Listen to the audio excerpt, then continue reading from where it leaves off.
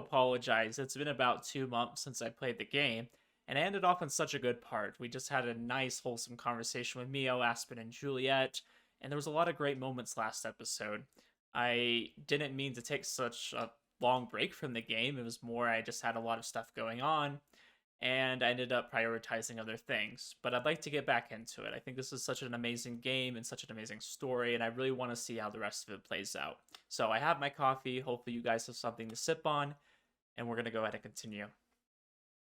In the morning, once I go downstairs for breakfast, it's pleasantly familiar. Toast, eggs, and fruit like always, and conversation about books and work in Wellington. After cleaning up, but before Aspen departs, Juliet clears her throat. By the way, Aspen, I do believe this weekend is a special occasion. Am I correct? I had been trying to ignore that until now, but yes. Ooh, you know what that means. It's probably a birthday. Wait, what? What happens this weekend? This Friday is my birthday. A brutal reminder that, like we just discussed, time won't wait for me. But that's okay. I mean, you gotta enjoy time while you have it, right? Enjoy while you're young. Whoa! Humans have parties for that, right? Are you gonna have a party? Yeah, we're gonna have a rager. No, I'm not turning 12. What do you mean you're not turning 12? How old are you turning? Not 12? Okay. I thought Clearly. parties were a thing you got to do your whole life. Yeah, exactly, you do. That's not fair that only 12-year-olds get to have them. Which is funny, because let's think about 12-year-olds. They're at this stage where they're like, oh, my parents aren't cool anymore, and they want to, impress their peers. They probably don't even care about birthday parties like that. So I think it's very funny that she chose that age. I feel like that's the age where you're really growing out of them. It's not like that. They're just one of those things that you grow out of. Growing out of, I see. No, you don't grow out of parties, okay? You might get embarrassed by it, but you can still have a party. You can still get together with friends and have a great time. At any age, okay? Why? Why what? Why do you grow out of them? You don't. Her brow gets more creases like she's trying to explain this as much to herself as me. Exactly, she doesn't have a reason. It's just part of being an adult. You get older and older and you reach the real world and then you don't feel like having a party, I suppose. You know, Aspen, that's a fair point. I feel like a lot of people nowadays are getting older and you start getting depression, you get anxiety, you don't like to be around people as much. Some people don't like surprises, they don't like crowds. I could understand that, but I think you can still have a party that's pretty small. Or what I like to do is just go out to eat with family. I think that's just a great alternative. Just go have a good time. Go to a nice restaurant, go to your favorite place, and just make a memory out of it. When you're young, it's exciting getting older because there's so much you can't do as a child. That is very true. Once you're an adult, you realize that what you thought adult life would be like isn't real. So instead of being excited that there's cake and ice cream, you start worrying about how many calories are in each. I don't like this. This is too real, and it's making me feel very uncomfortable. What's a calorie? This is too true. Never mind. Oh, yeah, let's support this conversation. Miho has a point. She does? Yes, exactly. Let's just focus on having fun, okay? Let's not think about being an adult. I mean, don't get me wrong. I think being an adult and growing up and being able to do whatever you want in life and having responsibilities is the greatest thing. Like, I don't miss being like a teenager or anything. Of course, I would probably go back and redo some things, but I don't miss being a teenager, like, not being able to drive and things like that. I think being an adult has a lot of perks. But yeah, I do miss when life wasn't, about when your metabolism slows down, so you have to start worrying more about what you eat, and you're like, oh, this doesn't settle well with my stomach. You start thinking about stuff like that. It was triggering when she said that, because I'm like, it's true. I do. You're never too old to have fun, as you both went out of your way to remind me. Exactly, let's focus on having fun. 25 can be just as much a reason to celebrate as 5. That's true. That's true. I'm about to turn 26. What is today? Today is the 8th, so I got 3 more days until my birthday. I suppose you're right. For the record, I'm only turning 24. Thank you very much. That is one of the other things I really like about Please Be Happy, is that all the characters, we're not in high school here. I play a lot of games, a lot of visual novels where it's featuring a high school cast, and I really like that I can relate more to them because they are adults. They're young adults, you know, they're learning about life, and it's like, it just goes by so fast. Still, I'm not the partying type. Plus, I told my parents I'd go visit them this weekend. Just for a day, mind. I'll be back well before 24 hours have passed. That's wonderful. I'm sure they'll be overjoyed to see you. Yeah, I think that'll be a really great thing for Aspen to be able to see her parents. I'm not sure how far away they are, but I'm sure they will be, at least for a little while. I still wouldn't want to stay for more than a weekend, even without Miho to keep in mind. Longer than that, and my mum and I would probably go crazy. yeah, unfortunately I live close to my mom right now. I see her pretty often, and I will say it's been better. But definitely seeing your parents as you get older and seeing them often can drive you nuts. It really can. I'm not leaving Welly until late Saturday evening, though. Would you mind going with me to the bus stop on that day, Miho? Just to be extra safe. Yeah, we need to make sure she doesn't or Aspen doesn't forget us. Yeah, of course. I wonder if that's going to be something we have to worry about for the rest of the game, or if that's something that maybe will eventually go away now that we have more security, I guess. I feel like Miho really is starting to get a sense of community here in Wellington. She's kind of, you know, meeting new people. She has Juliet and Aspen, of course, that she's very close to, but even beyond that, we've been meeting that boy and his parents. There's that fisherman, we have yet to meet him. I'd like to go back and do all of his events at some point to kind of get to know his story. And then there's the guy that we've met on the mountain. I mean, we've met quite a few people, and I can't forget the girl that works at the cafe with us, who's always trying to get with her boy. Hopefully we get to see some more of that soon.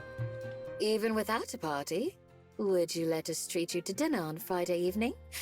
We can go wherever you like. That would be nice, thank you. No gifts, though. It won't be a party. Okay, Aspen. She's very firm on that. That's easy, because they wouldn't know what to get you anyway. Where do you want to go?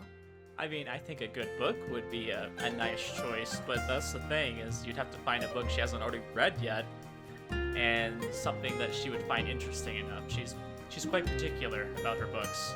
I'm not sure yet, but I'll let you two know.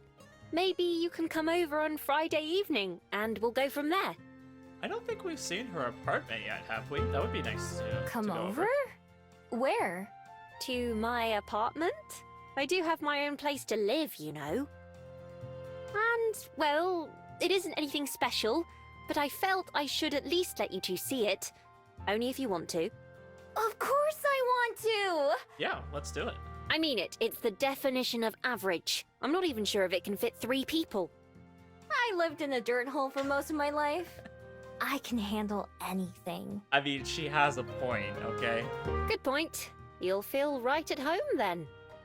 I'd love to come visit as well. Thank you for the invitation. Great. I'll clean up and make sure the cats are on their best behavior. It's been quite a while since we've had company. I can't wait! The 3 of us chit-chat for a little bit longer until it's time for us all to split up for the day. Miho, do you have any plans for the day? Not yet. Why? I was planning to go see a movie soon. Would you like to come with me? You're more than welcome too, of course, Juliet, but I imagine it's rather late for you. Unfortunately so. I'll be up a while longer, but I wouldn't be able to make it through an entire movie. I hope that you enjoy it, though. I understand. Miho? It's fine if you don't want to come along, but the showing starts in an hour, so we'd need to leave soon. I prefer to get there before it's crowded. Should I watch a movie of Aspen or rest at home with Juliet? I'm trying to remember since it's been a while. I think I was gonna go with Aspen first, and then kind of pursue her route, right? And then eventually I'll go with Juliet. I think Juliet, I'm probably going to be saving for last. I think that was my plan. So I'll go ahead and go with Aspen. Sure, I'll go. It's like watching a really big TV, right? Precisely. I'm sure you'll have a great time. Have fun, both of you. I'll see you two later. See ya! Good night! Alright, well, we're going to the movies. With that, Juliet waves goodbye and goes to bed. Are you ready to go? Yep, I am. Alright, let's do it. Aspen leads the way outside and down the road. So what movie are we gonna see? It's based off a book that I read a long time ago. I should have mentioned that it's a horror movie. That won't be a problem for you, right? Nah, it's fine. What's a horror movie? Oh boy. Aspen, don't even tell her. Just let her find out. A scary movie. This one's about a creepy clown that terrorizes a small town. Is that supposed to be it? A clown? How is that scary? I've never seen it, so I wouldn't know. I just know it features a clown, right? Well, he's not a regular clown, although those are frightening enough on their own. You'll just have to see, I suppose. Alright. I didn't know you liked scary things. Yeah, that's definitely something I didn't know about Aspen before. I don't watch them that often, but like I said, I read the book a long time ago, so I already know what happens. It's just interesting to see how well it gets translated to the screen. That's quite true. I feel like a good example of that currently would be The Last of Us. Now, of course, The Last of Us didn't come from a book, it came from a game. But I've been watching the show, and I already know how the game goes and how it ends. But the adaptation of the show is a little bit different. They definitely took some liberties on some things and kind of rolled with it more than the game did. And it's kind of interesting to see how it differs, you know? There's not like that gameplay element. You have to make it entertaining as you're watching it and not interacting. So I definitely think it's great when things get adaptations. If it ends up being too much for you, just let me know. Not everyone has the stomach for these sorts of films. Okay. I think that would be quite interesting, though, if Aspen liked watching it. I don't feel like that's a movie I would ever picture her watching, especially just because it's a horror. I don't really see her doing that, but I don't know. This might be a nice little date. Movie theater's on the same street as the Bell House, but a lot further down. It's the one that Juliet showed me before. Back then I told her that I didn't think I'd be interested in scary movies, but here I am anyways. It's not something I'd go see by myself, though. Aspen pays for both of our tickets, saying I can just pay her back later. We go through a pair of glass doors like the one inside the museum. Do you want any snacks? Of course! What do they have? Well, traditionally you have popcorn at the movies. They also have candy and other things too. Yeah, I think popcorn's a pretty good staple. I think I'm gonna turn down the sound just slightly. Would that be okay? I feel like it's quite loud, so I apologize if it becomes very unhearable. If you'd like, we can share some popcorn. Sounds good. I've never had popcorn from a machine like that before. I feel like popcorn at home is just never quite the same as the movies. Like, whatever they do, they probably add a bunch of junk to it to make it taste way better, but I don't know. It's just unbeatable to me. Let's change that then. Aspen goes up to the counter and places our order while I wait nearby. A minute later, she approaches me carrying an enormous tub of popcorn. It's at least as big as my head, ears, and all. Wow. Whoa, that's huge! Considering how much they charge for it, it's only fair. Come on, let's go sit down. Aw, making fun of movie theater prices, of course. I mean, it's true, though. I follow her down a hallway and through another door where I finally get my first look at a movie screen. Whoa, that's huge too! It makes my TV look like a toy in comparison. In fact, it's probably bigger than my entire room. We go up some stairs and then sit down in one of the back rows near the middle. Aspen holds the bucket of popcorn in her lap and grabs a handful right as something starts to play on the screen. Immediately, my ears are assaulted by blaring music and booming speech. With the sound coming from all around, I instinctively cover my ears at first. Yeah, some movie theaters are ridiculously loud. Like, you really have to find, like, the right spot in the theater, because some of them, like, they just turn the volume all the way up, and it just booms. Is it supposed to be this loud? I have to yell just to make myself heard. Yes, but we're not. It's like the library. These are just previews for other movies that are coming out soon. But once the real thing starts, we're not supposed to talk. Although, it's not like there are many other people around that we'd be disturbing. She's right, we're the only people in the theater right now. This must be why she wanted to see the movie this early in the day. Eventually, I get used to the volume level. I grab a handful of popcorn for the bucket to munch on, and I'm surprised by how tasty it is. Whoa! This? I slap my other hand over my mouth to shut myself up, which makes Aspen laugh. She leans over to whisper. It's fine. We won't bother anyone. It's just good to know for the next time you see a movie. Oh. Okay. This is really good. It's really cute seeing Miho's reaction to going to a movie for the first time.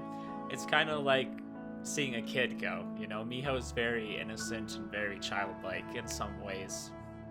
And I really like how Aspen has like this motherly vibe. I mean, I can definitely say that Juliet has that too, but it's nice to see. We sit through a few minutes worth of previews before our movie finally begins. I gotta say, that's probably the most inaccurate thing. They always have like half an hour of previews, like just ridiculously long time. But you know, maybe New Zealand's a little bit more advanced than America, and they actually like just be like, okay, we're gonna have a few minutes, and then we're just gonna go to the movie. That would be nice. Aspen and I, mostly me, if I'm being honest, are almost halfway through the popcorn already. Okay, now we're back to the realism. The unrealism didn't last long. The movie gets right into the action. Within the first couple of minutes, the clown Aspen mentioned is already causing chaos. I thought clowns were supposed to be funny, but apparently this one didn't get the memo. I'm not bored, but I'm not exactly scared either. At one point, there's a loud bang as the evil clown jumps out of the darkness. Beside me, Aspen jumps in her seat, almost spilling the popcorn on the floor. Embarrassed, she wraps her arms tighter around it so it doesn't happen again. The movie lasts a lot longer than I expected. By the time we leave, it's almost lunchtime, although I'm too full of popcorn to be hungry. That's why I don't understand why people like order food when they go to the movies. If you get enough popcorn, you won't be hungry. Like, you can just eat that for the entirety of the movie. Stepping out and into the sunlight, I notice Aspen's face is pale, and she wipes her hands on her blouse. So, how did you like it? It was alright. I don't think I was ever very scared, though. That's good. I thought I would be okay since I knew what was going to happen, but it startled me a few times. I don't know. I mean, when something like just suddenly happens, I mean, I get startled at the movies, even though I'm not scared. I feel like there's a difference between being startled and being scared. Startled is just like, oh, it surprised me, you know? Being scared is like an active thing, like you're like dreading the next thing that's gonna happen. Yeah, I noticed. At one point, she was even covering her eyes. Yeah, see, like, that's being scared when you're, like, actively worrying about something happening. I think being startled is just like, oh, it surprised me, you know, there's, like, a loud noise or something suddenly appeared on the screen. That's being startled. Well, there's a reason I don't watch those types of movies very often. I'm glad you had a nice time, though. Yeah, thanks for inviting me. Maybe next time we can see something that's easier to watch. Finally, Aspen manages a smile. Yes, I'd like that. Ooh, we get to decide what we want to do, and it's not obvious. I don't know. Should we go to the cafe? It doesn't show that anybody's anywhere, so... Feeling a little lethargic, so maybe I'll have a warm tea and a long, peaceful sit. I can always count on Bell House for its cozy atmosphere, after all. I buy my drink, find my favorite seat, and settle down. Then I watch a kid across the cafe knock his midnight double chocolate swirl drink on the ground and immediately start crying. So much for the atmosphere. I think I'll sit outside today. There's still nothing going on, huh? I was hoping we could meet somebody, you know?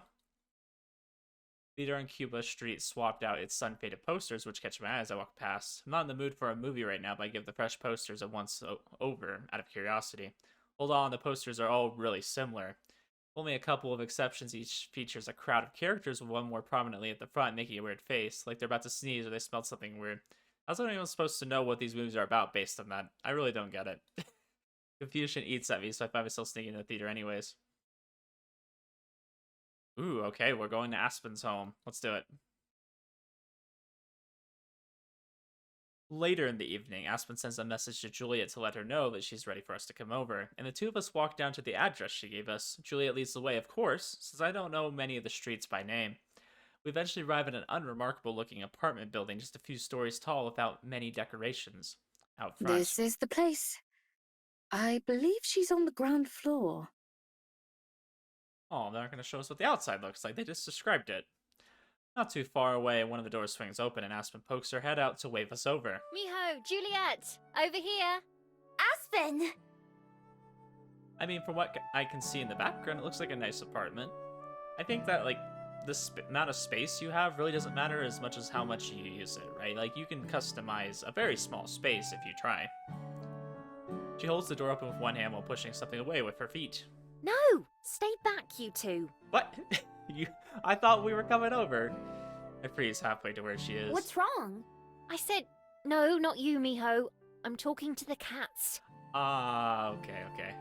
I understand. I have a cat, and she will sometimes try to run out if I really let her. Aspen gestures for us to come inside while keeping an eye on the floor, and Juliet and I hurry in, and Aspen shuts the door behind us. Well, I like Aspen better already. She's a cat person. Well, I'm very ta-da! much a cat person. Or something. Whoa!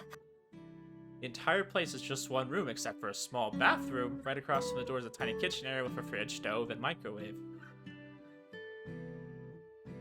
Yeah, I would say this is fitting for Aspen. Yeah, it's definitely a creative space. And it's pretty tidy for the most part. I mean, besides her bag and stuff, but she's getting ready to leave, so it makes sense. Everything else is basically a bedroom. There's a dresser, a small desk with a computer, and Aspen's bed itself. Some luggage and boxes are scattered around, which I'm guessing were part of Aspen's cleanup. I hope that was the good kind of whoa. It's lovely, Aspen. I adore the fairy lights and plants. They make it feel very welcoming. Thank you for having us. Wow, I feel like I sense a little bit of superiority coming from Juliet right now. Like, oh yeah, it's lovely, for sure. As Juliet just has this nice big house that has plenty of rooms and different things. Yeah, thanks. It was a good whoa, don't worry. Didn't have any expectations, but I'm still kind of surprised by how small it is. I mean, she did warn us. I figured she had been exaggerating that part at least a little bit. The decorations make it feel fitting for Aspen, though. I mean, she's a single woman living by herself. Does she really need more space than this? I mean, she has her room, and then I believe she has the kitchen right off here to the left. I mean, I think this is plenty, you know? And I can't imagine that Wellington is like a cheap place to live. I mean, it's probably pretty nice. We've seen the Bay, right? I'm sure it's quite expensive. Two pairs of green eyes peek at us from around the corner, and both cats go dashing into the bed as we step in further. Sorry there's not more space to sit down. You can see why I don't have company over very often. You can sit on the bed if you'd like. Or the computer chair. Oh, it's fine. I'm okay on the floor. I take a seat with my back against the dresser, while Juliet sits down on the bed as invited. Aspen ends up taking the sole chair for herself. Almost as soon as I sit down, I spring back up, remembering the occasion. Oh yeah! Happy birthday! Yes, happy birthday, Aspen. Here's to another wonderful year. Thank you. This year has been pretty good, I must say. Narrowing my eyes, I inspect Aspen, who notices and frowns at me. Can I help you? You don't look any older. Ah, Miho. I'm glad to hear that. It doesn't just happen overnight on your birthday, though. Not that you would be aware of that, I suppose. Anyway, enough about that. Are you too hungry? We've already done everything there is to do here, I believe. Just real quick before we move on, I do think that they're right. You don't look any older on your birthday. But I feel like it's a matter of looking back and seeing your experiences in the past year. I think that's what really helps you to feel older, right? You're like, oh, I'm 24 now, right? Is that what she is, or is she 25? I think she's turning 24. So you can kind of look back and be like, oh, I've had all these experiences, and now I'm a year older. Year older and wiser, right? Now you understand why I never have people over. It's fine. I don't mind just sitting around. But yeah, I'm always ready to eat. That's true. Have you decided where you want to go? Yeah, where are we gonna go to eat? I think so. There's a seafood restaurant that isn't too far away that I enjoy, but don't go to very often. Does that work for both of you? Seafood, okay. Interesting choice. I was thinking she might say Italian. I'm but okay with anything. I just like food. As always, this game is very relatable. Indeed. It's your birthday, so we'll have whatever you want.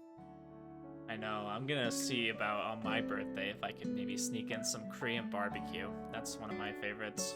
All right. Let's get going then. I think I just tend to lean more towards Asian food. I like a lot of Asian food, like, Korean or Japanese is always great, but, I like Mexican food too. Definitely, I don't have many kinds of food I don't like, I would say. The restaurant is a bit of a walk from Aspen's apartment, but it's a nice day, so I don't mind. We end up at a pier not too far from the museum I visited. Not a very big place, but it's just bigger than the Bell House. Half of it juts out over the ocean itself.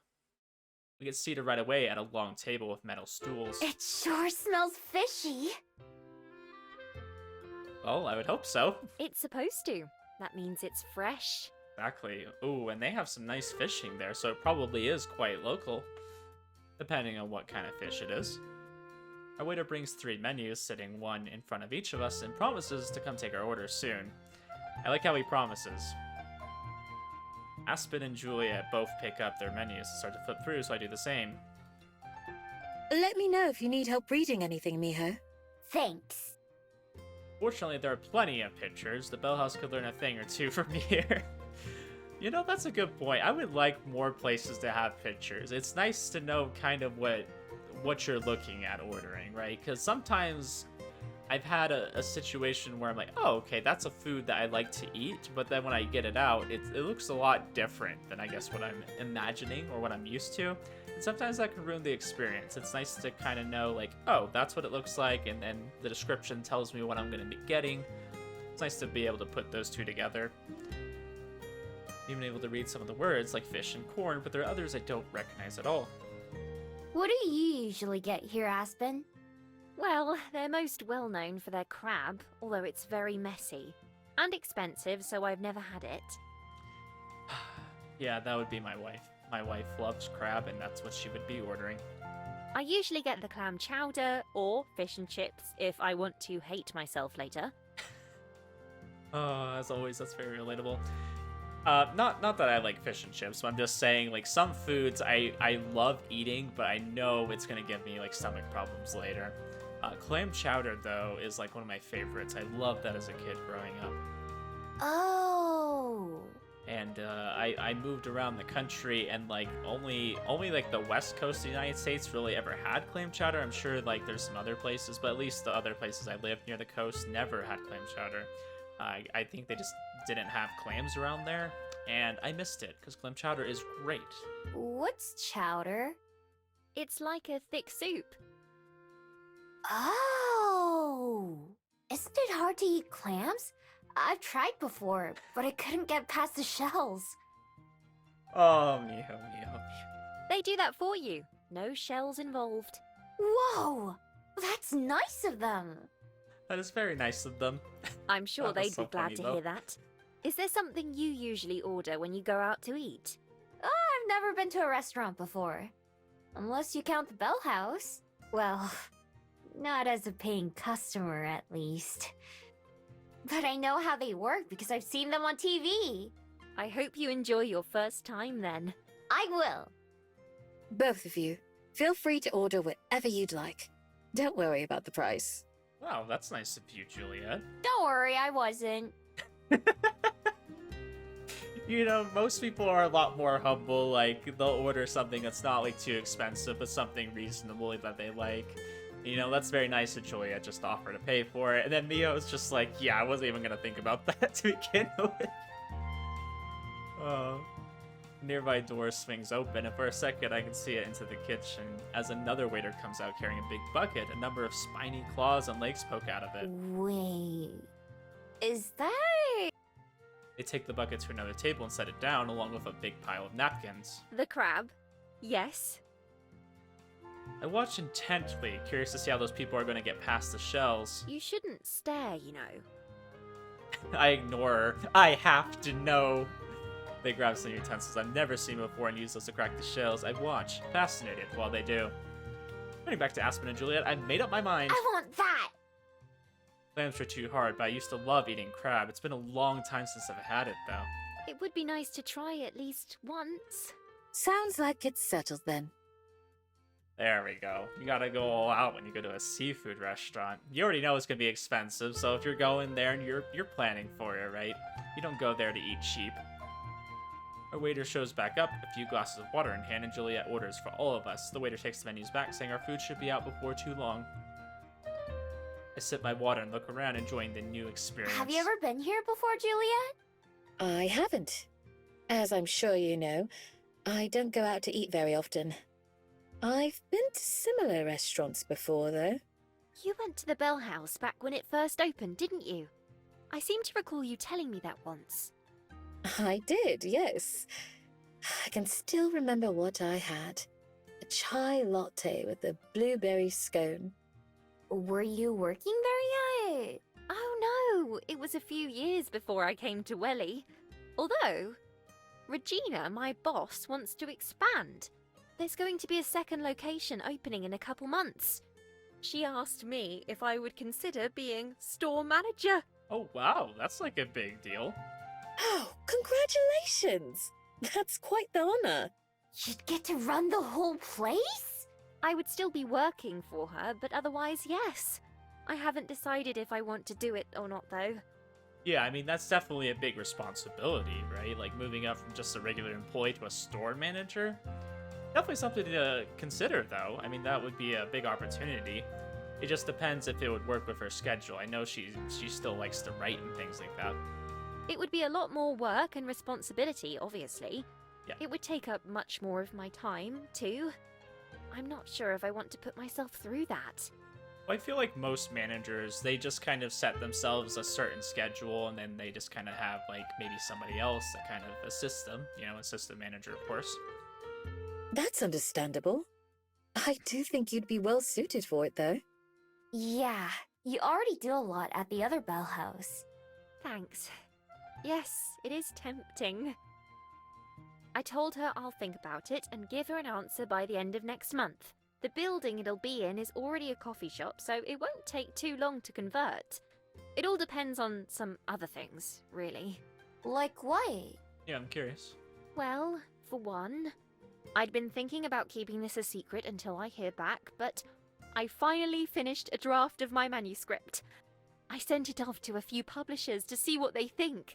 Oh, okay, so she might decide just to do that full time. If they like her work, then maybe it'll give her some motivation to write another book. Oh, congratulations, Aspen. That's a stunning achievement. Yeah, wow. I mean, Aspen sounds like she's got a lot of opportunities right now. Yeah! What are you gonna do with all your free time now? Thank you. That's a good question. I'm sure I'll spend plenty of it worrying. Other than that, I will need to find some new ways to fill my day. If all goes well, then I won't have time to help out at the new store. I'm getting rather ahead of myself, though. It's only been a little over a week since I submitted it. Oh.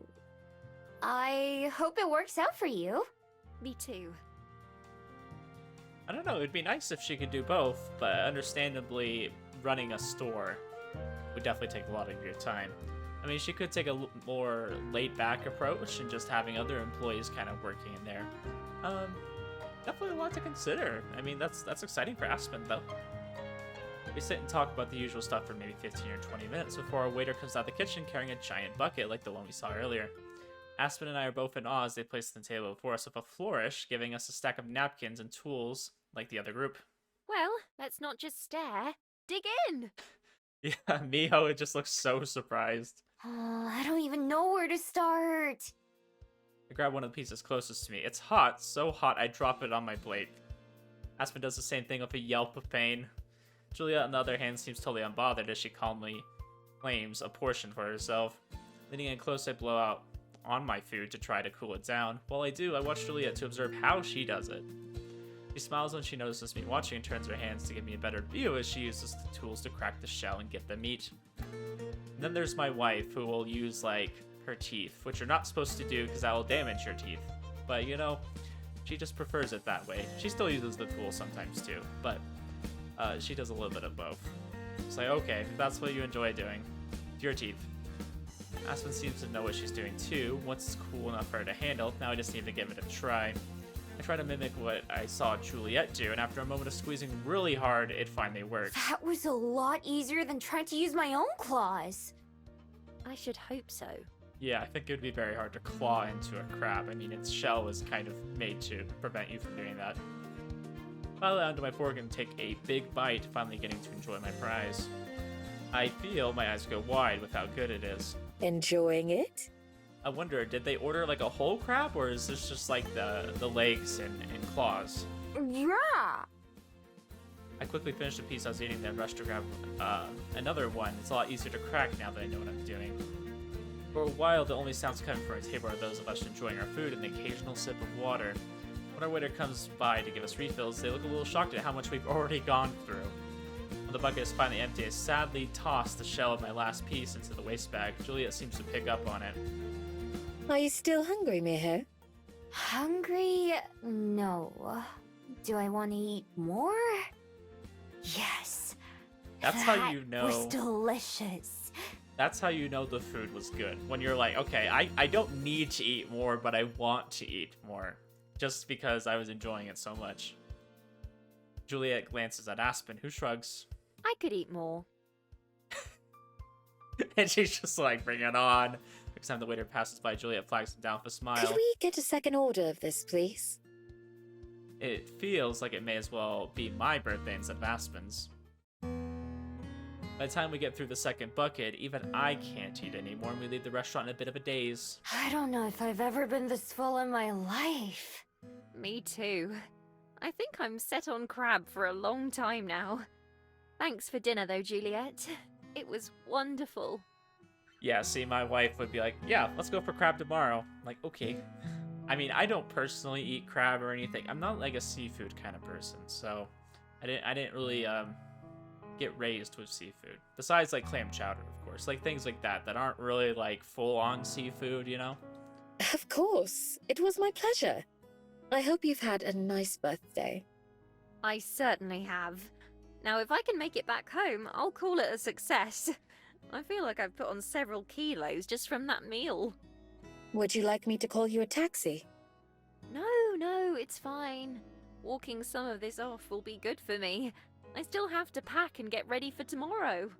The nice thing about Wellington is it seems like a city that's really great to just walk around in. I suppose Miho and I will head home as well then. Does that sound okay, Miho? Yeah. Let's just walk slow.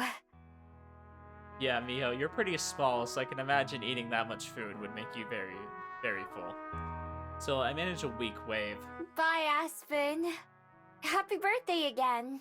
Thank you again. Good night to you both. I'll see you two tomorrow.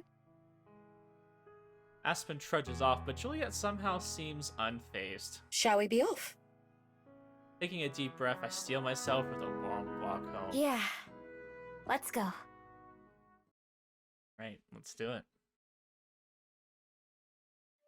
The afternoon of Aspen's departure, she's unusually quiet. Although she shows up to breakfast like normal, she barely says a word throughout the whole meal other than things like yes please and no thanks. Wonder if she's a little bit anxious about seeing her parents again, or perhaps leaving us. From the way she keeps checking her phone and messing with her face and clothes, I can tell something must be on her mind. I figure she's just antsy about her trip, so I don't bring it up or try to talk to her. Instead, Julie and I mostly chat until we're done eating and the dishes are cleaned up. The moment we're finished, Aspen perks up a little bit. Miho, are you ready to go to the bus station? Yeah!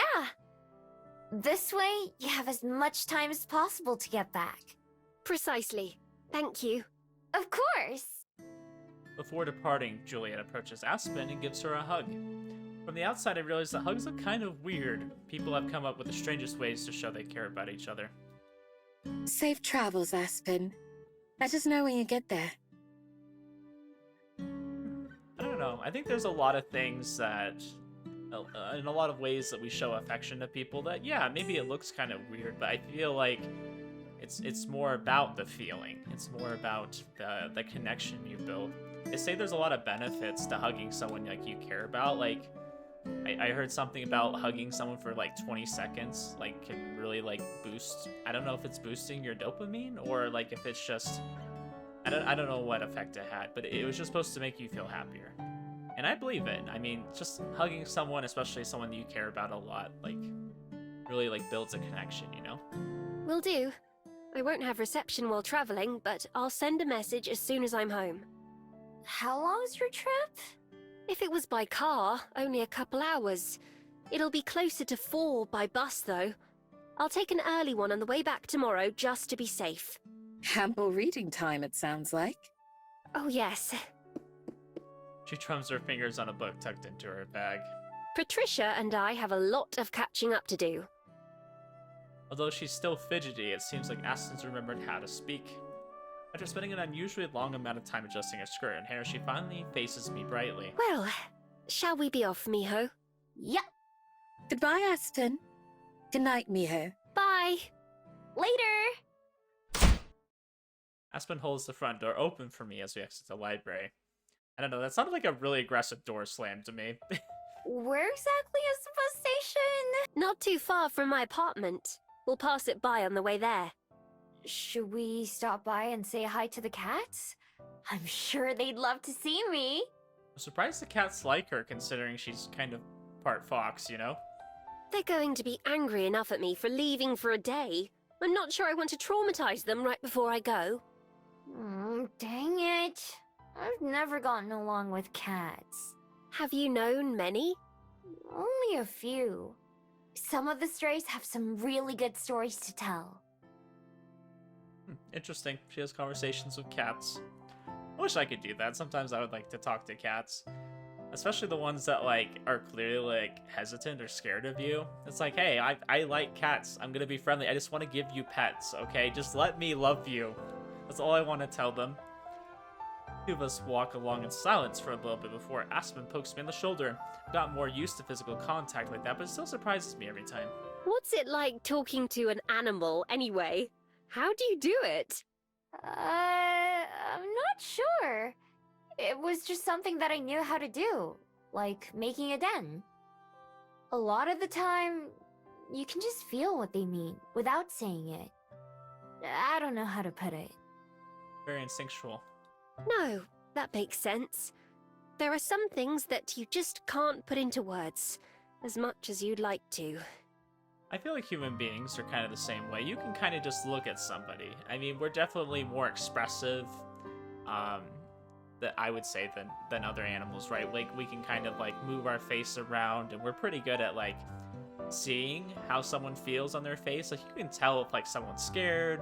You can tell if someone's worried. You can usually tell if they're mad or even happy, right? Like, we smile, you know, we frown. Animals I would think would be harder to kind of tell. They always kind of look the same to me. Exactly! I have the problem a lot. I'll bet you don't, though. You'd lose that bet quite handily. Why, I'd say I struggle to put things into words more than anything. Really? How? I thought you loved writing. I do, usually, but it's not that simple. Sometimes you just can't use any old words. You have to use the right ones. And often that means going through lots and lots of the wrong ones until you find them. Yeah, I've definitely tried writing. It's hard. Like, you have to just know a lot of words. You have to know a lot of ways to express something, because you really want to convey like a certain way. And with a book, since you're not using visuals to accompany it, you really have to set the mood for what you want your reader to imagine. And at the same time, your reader's probably going to imagine something different than maybe what you originally intended. You just have to really find a way to make it make sense and to make it interesting. You want to encourage your reader to really just be imagining as much as possible, because if they're just reading, words are words, right? But the emotions, the feelings, the visuals that come along with that are what I personally think makes a book come alive. I think it's easier the way animals do it. It certainly sounds like it. I often wonder if I could talk to Percy and Byron, what they would have to say. Maybe they just complain about me not feeding them enough or something. Yeah, the freaking cats, Do man. you want me to ask them? It's tempting, but no thanks. As long as I don't know for a fact that they're saying rude things, I can convince myself that they're not. Rather like that other cat in the box. I feel bad because my cat can be very clingy, and sometimes I'm just busy and I need to be doing other things, but she really wants attention, so I just have to almost push her away, and I feel bad. Cats like being in boxes, so they probably wouldn't be complaining. That is true. They like to put themselves in weird spots sometimes. Not quite what I meant, but I'll take it. For a bit, Aspen hums quietly to herself while we walk. I don't know if she knows that I can hear her. Even though she's being more chatty, there's still something that seems a little bit off about Aspen. I can't quite place my finger on what it is, though. At one point, she checks her phone and starts to walk a bit quicker. Are you looking forward to going home? I'm gonna go ahead and make a prediction about what I think is gonna happen. I'm wondering if her parents are expecting her to be married, or to have some kind of relationship going on. I could see it kind of leaning towards that because she's worried about seeing them. She just had her birthday, so let's keep that in mind, that she's getting older now. And maybe they're expecting more from her in that sense. I mean, because she's doing good as far as, job-wise, right? She just is publishing her book, possibly. And that's a big, exciting thing for any parent would be proud of their child for doing that, right? And then her work's been going good, and she's possibly going to be a store manager. I'm just wondering if it's more family, I guess, building a family of her own that maybe they're questioning her about. She has to think about it. That kind of answers my question. I am, yes. But like I said, I prefer to only do so for a day or two at a time. I think it's quite common for parents to kind of pressure their kids to want to achieve a lot, right? And I think as a teenager or a young adult, that's not really a pressure you want all the time. Sometimes it's good, but sometimes it's not what you need. 'Cause of your parents? A little. They're not really that bad, though. Mum's a worrywart and Dad isn't, so Mum feels like she needs to worry enough for both of them. Wow, that describes me and my wife when it comes to our daughter. I feel like I'm more of I'm gonna let my daughter experience things. Sometimes she's gonna fall, and I'm just gonna let her fall because I want her to learn from that experience, right? So I don't really worry about it as much unless something serious happens, right? And my wife is someone who would rather just not let our daughter fall in the first place because, you're gonna get hurt. And sometimes in life, you just kind of have to get hurt. That's how you learn not to do certain things. So you're like, oh, that hurt me. I'm not gonna trip again, right? I'm gonna pay more attention to where I'm going. It's not too bad over the phone, but when I'm there, Mum always tries to convince me to stay and move back. Well, it sounds like they're not too judgmental. I was kind of wondering if they were going to be more judgmental and expecting more of her. It sounds like they're pretty nice, but maybe they just worry about her being in a bigger city, right? So I tell them they should move out here instead. And Mum goes into why they can't, and it's just tiresome. Sounds like she cares about you a lot. She does. And I love her too, don't get me wrong. It's more the town than them. Or rather, the lack thereof. What do you mean? They live in the middle of nowhere. Mum loves it out in the countryside and says she can't live without her backyard view, and half a kilometre from the nearest neighbours. I, on the other hand, can't live without bookstores and coffee shops and high-speed internet. Those are all nice things to have. So that's why you moved to Wellington? That's why I moved to Wellington. It seemed like a necessity to make it as an author.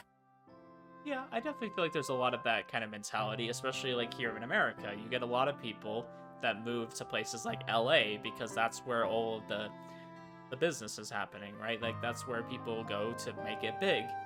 And it's nice to be around other people who are trying to do the same. You can kind of learn from them and help each other out. So it makes sense that she wanted to be an author, especially because I think being an author, you would need inspiration. And I feel like a city like this brings about a lot of inspiration. There's a lot of nice places, there's a lot of nice people that you can draw that from.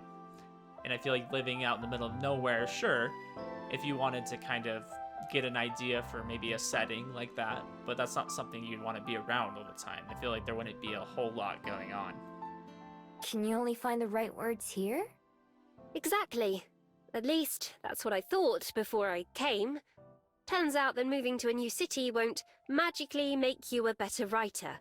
Or even a writer at all. Yeah, and that's why I said inspiration. It gives you inspiration, it doesn't write it for you.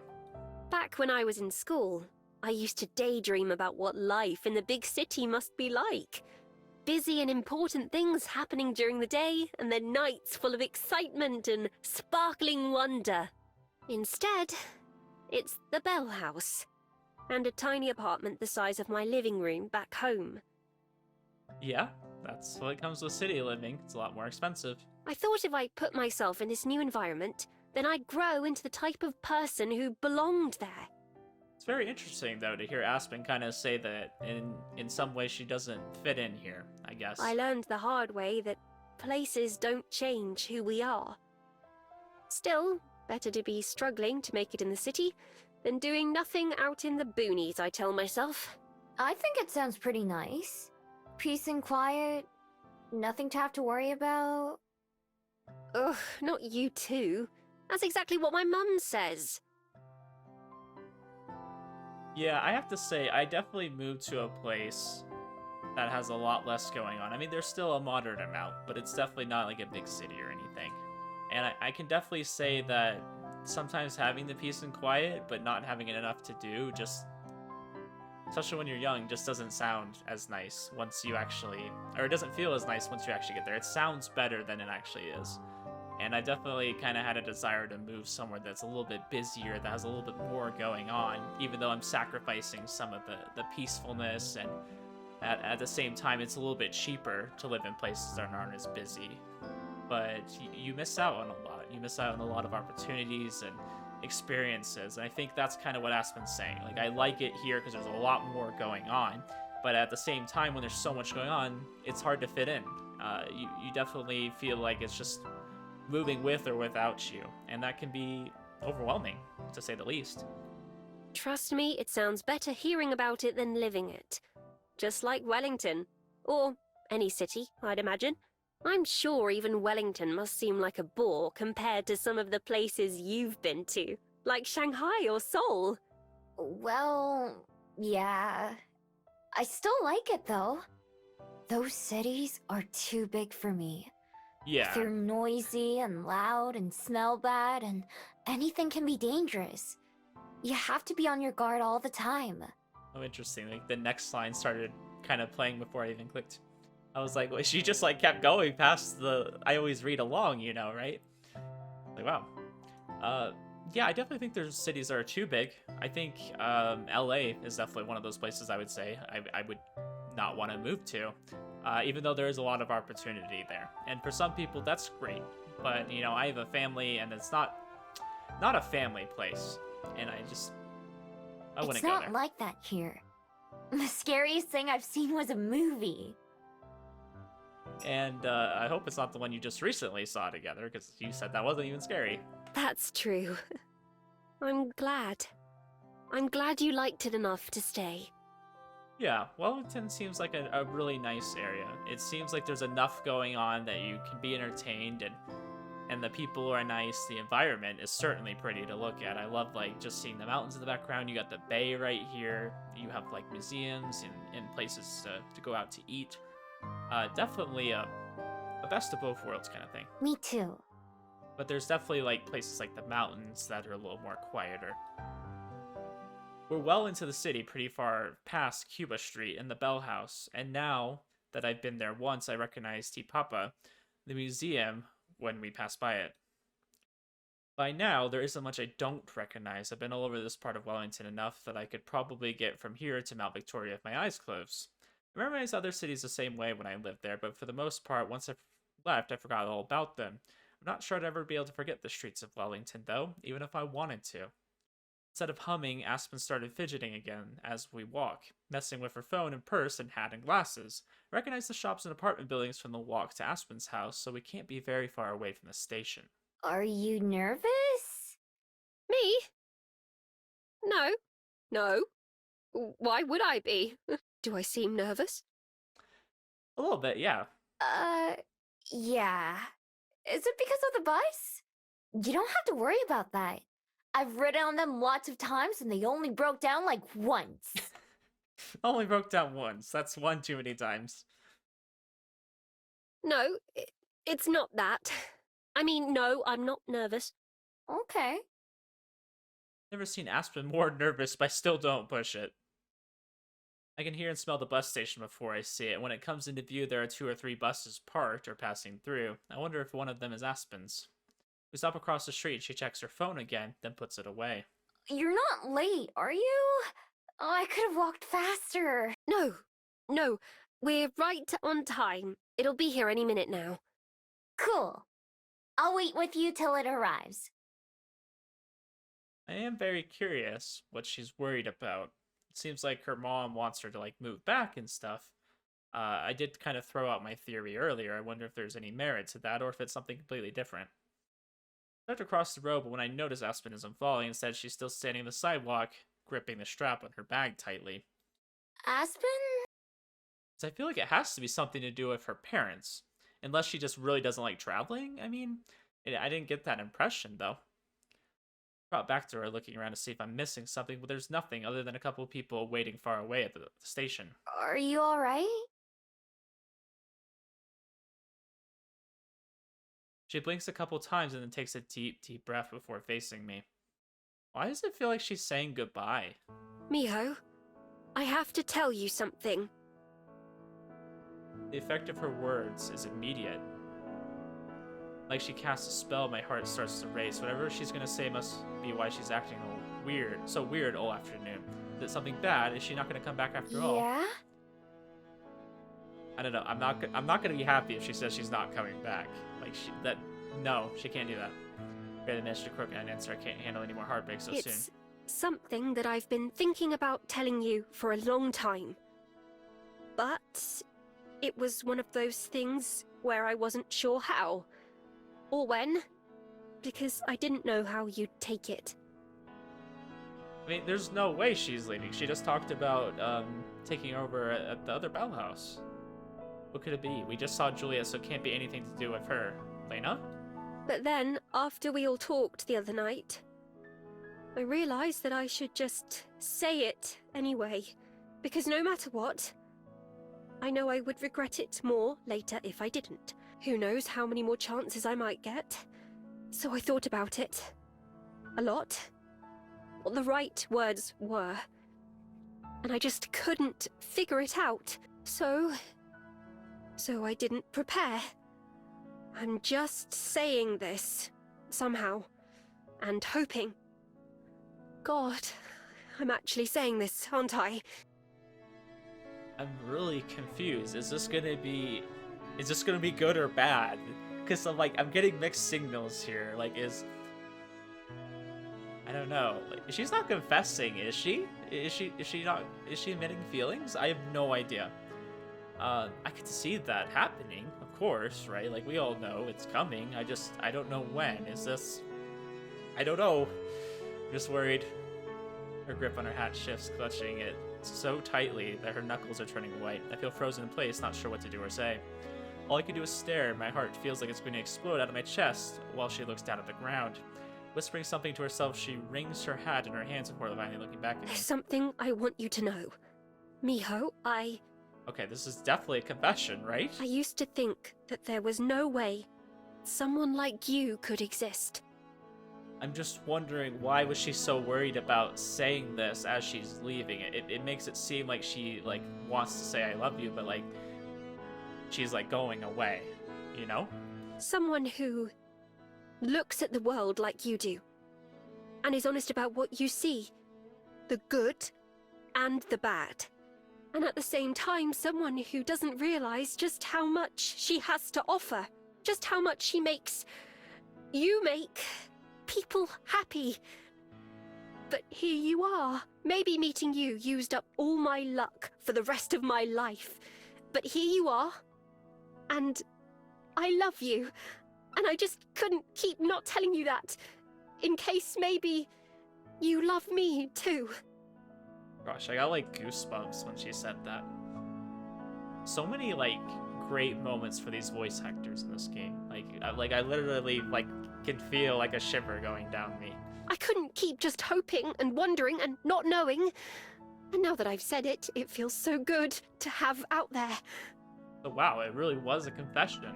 Like, I just wasn't sure what to expect. I was like, is this gonna be good news? Is this gonna be bad news? Because it's just interesting timing. She's just leaving for a day, right? I love you, Miho. I love you. At first, I wasn't sure because everything seemed too perfect and unreal. I thought that I was just letting myself get carried away like I always do. A silly little daydream, but it's true. It makes me feel silly how much already, when I think of how utterly stupid it always sounded to me when reading about love at first sight. But how could it be anything else? I don't believe in coincidence, Miho. My life was changed the moment I saw you. I just didn't know it yet. Wow. Now I do. Now we both do. I love you, Miho. It's out there, and I can't take it back. Her words drift away into the air as we look at each other in silence. My head is TV static, buzzing with nothing to show. Not because it's empty, but because there's too much for me to process. Aspen, in love with me. Wind whips past my face as a bus rolls by. Bowling into the station, I barely notice it. Barely able to notice anything. Aspen is in love with me. I don't know what to say. But Aspen raises a finger to her lips. Don't tell me. I said it now before I leave for a reason. Because I thought you might say that. Tomorrow. Whatever it is you feel, I'll hear it then. Interesting. Okay, so I guess she kind of planned it out this way. She didn't want an immediate answer. And I think in some ways that's kind of nice that she did it that way, because we have to recognize that Miho probably doesn't understand a lot about this. This is probably something that she needs to process and probably needs a day to do so. This is something that I'm sure she's going to be thinking about until Aspen gets back pretty heavily. And I just don't think she has a lot of experience with love. I mean, we know about her person, right? Back in Korea. And maybe that would be her only experience of love, I guess, or about caring about somebody deeply. And so this is probably a very sudden thing for her to experience, and she's going to need some time to kind of work that through. And hopefully within the next 24 hours, she'll be able to do so. I'm just worried that, like, something is going to happen when she leaves and, like, the bus is going to break down. They kind of mentioned that, oh, Miho's been in a bus that's broken down before. I'm just worried they're really about to, like, pull on our heartstrings. They're gonna pull something like she just confessed her love. She's gonna come back, like, too late, and then, like, she forgets about Miho. Like, I really hope. I have a feeling that's what they're gonna do, and I don't know. My heart can't take that. I look at her face for some guide on how to respond, but she just gives a smile, a weak, fragile smile, left dumbfounded. I nod. Aspen is in love with me. Returning her hat to her head, Aspen sighs like she just finished a hard day's work. That's it. All I have to say, I suppose. As if that wasn't one of the most important things I've ever said in my life. That's my bus. So, I'll see you tomorrow, Miho. And no matter what, it's okay. If we just carry on being friends like normal, I'm fine with that. More than fine. I'm just glad that I took the chance to tell you. For how nervous she was a few minutes ago, she does seem a lot calmer now. I mean, yeah, that's definitely something that'll make you nervous if you really, like, plan out confessing to somebody. I feel like you can definitely be nervous in the moment, like, just kind of deciding to say it then and there, but this was something she clearly was thinking about and realized, like, she wanted to do it now before she left town. It may as well be a statue as Aspen starts to walk past me, but then she pauses. May I give you a goodbye hug? Not much I can respond to, at least. Yeah. Miho's very... I don't know, she feels very, like, off-put by this. Like it was just very sudden, and she's not quite sure how to feel yet.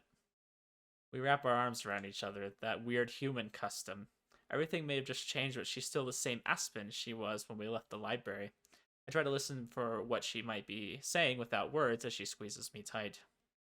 Finally, she steps away with a smile. It might be the most genuine one I've ever seen on her face. Bye, Miho. Bye. Wow, okay.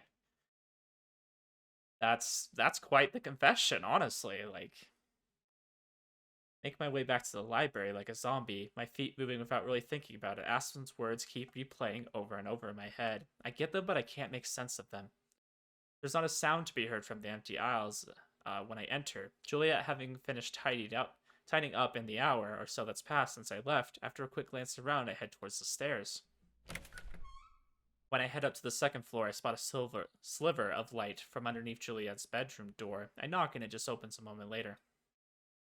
Juliet greets me with a calm smile at first, but the corners of her mouth falter as she looks at my face. I don't quite know what expression I'm making right now. I don't even know what I'm feeling to begin with. Miho? Did something happen? Aspen said she's in love with me. I'm sorry, probably not meant to be a funny moment. I just think it's a very, like, just throwing it out there, you know? But then again, Aspen said that's kind of why she likes Miho. She likes that she's just brutally honest, whether it's a good or bad situation. Oh, I see. Oh, that was such a great follow-up. Just like, oh, okay, yeah, I could see why you're a little bit, confused. A little bit, unsure of yourself, for sure. Really, it's not the type to be shocked easily. That's why I wanted to see her for advice, but she's even less surprised than I thought she would be. Give me just a moment, and I'll meet you in my study. I nod and head over there, opening the door. As I walk into the darkness, I'm met by several pairs of eyes. As startled as I am, several bats begin to flap their wings and noisily take flight, chittering overhead before most of them leave out the open window. The biggest one watches me for a bit longer before departing as well.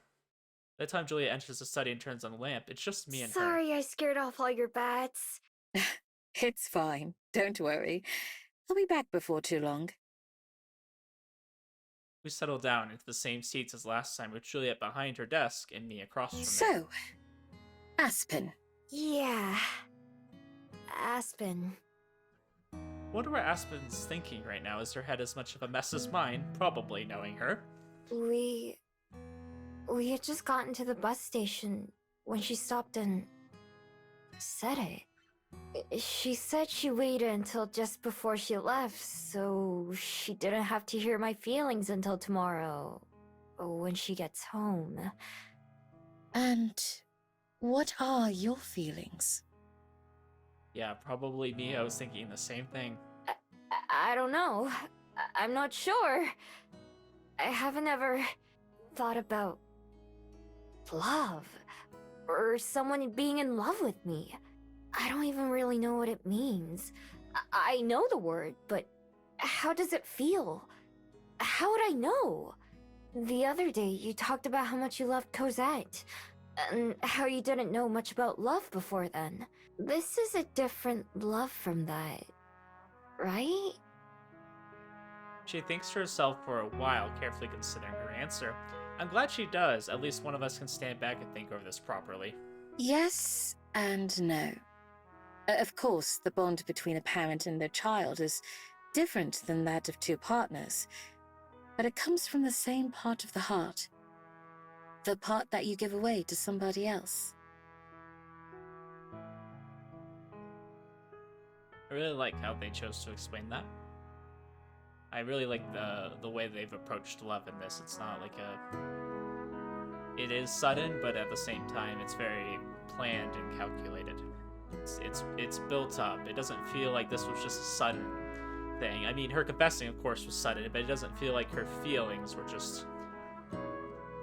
I mean, I don't know, because she kind of said that she's been kind of in love with her right away. She said, like, love at first sight, but at the same time, it almost doesn't feel like that. It feels like this has been kind of building up, and there's been a lot of small experiences where we've gotten to become closer to Aspen. Love is when you care about another person so much that the feeling becomes bigger than you. When your life is more full and joyful for the presence of that person in it.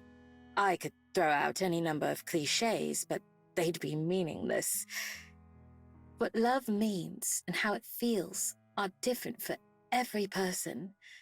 To speak from my own experiences, love is like a flower. It starts as something tiny, but as it's nurtured and cared for, it grows. It reaches toward the sunlight and towards something better and blooms into something beautiful. Not all flowers grow at the same rate, and not all flowers look the same. But wouldn't you agree that that's the joy of flowers, Miho? I look up from the floor towards Juliet, who's watching me warmly.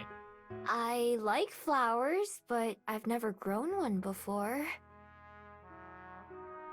Well, I'm sorry. I know I keep saying it, but I just love this interaction. Like, I love the way they're going about kind of explaining love. Like, this is like a really beautiful way of like saying it. The same can be said for everyone at some point. But as long as you're willing to give it the time and patience that it deserves, even the tiniest seed can become something wonderful. Juliet must see the confusion on my face because she touches my hand gently. I also think the other thing that makes this explanation great is that it's simple in a way. I think it's simple that you can just learn. You know about flowers. You know like how they grow, and there's different kinds, and they grow, potentially at different rates. I think it's a great thing to kind of relate it to. And I think it's something possibly simple enough that someone like Miho will understand, because I'm sure she's seen a lot of flowers grow. She's seen a lot of different seasons living out in the woods. I think it was just like a perfect thing to kind of relate it to. And I think it's something that will really get through to Miho. So I feel like there was a lot of consideration on Juliet's part as to what she kind of wanted to describe love as and compare it to. You should take some time to yourself, Miho. We can talk about it later tonight, if you're ready. If you needed even more time, I'm sure Aspen would understand. Yeah. I need to think about it. But yeah, at the end of the day, having trouble talking, just lots of thoughts. I think Miho is the most important person that needs to kind of decide. I mean, this is all new to her, and I'm sure Aspen realizes that too, and that's why she kind of gave her this set amount of time where they would be away from each other. Miho really can dive into it and figure out how she feels, probably knowing that Juliet might help. That's certainly a big decision. That's probably why she was so nervous about it, It was a big decision to tell Miho that she loves her. And that's going to be something that's new and definitely difficult for her to kind of process. And sorry for waking you up. Or keeping you up. Whichever. It's no trouble at all. I'm glad that you felt comfortable coming to me about this. It was the first thing I did. Thanks, by the way. You helped me out a lot. Of course. It's my pleasure. It's what friends are for.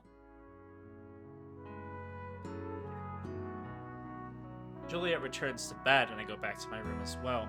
I sit down on the floor, which is where I've done a lot of my best thinking lately. I lean against my bed and turn on the TV. There sure are a lot of shows and movies about love, aren't there? It's difficult to imagine that concept applying to me. Yeah, I definitely think love is something you can kind of like gather from TV, right? You can kind of see what it's like, but as Juliet explained, it's different for everybody. It's a different feeling, it's a different look. And it's something that Miho's gonna kind of have to figure out for herself. I mean, if you've ever had someone that you've fallen in love with throughout your life, I'm sure you know that the way you kind of fell in love and the things that happened leading up to that point, the experiences might have been different than a friend or a family member had.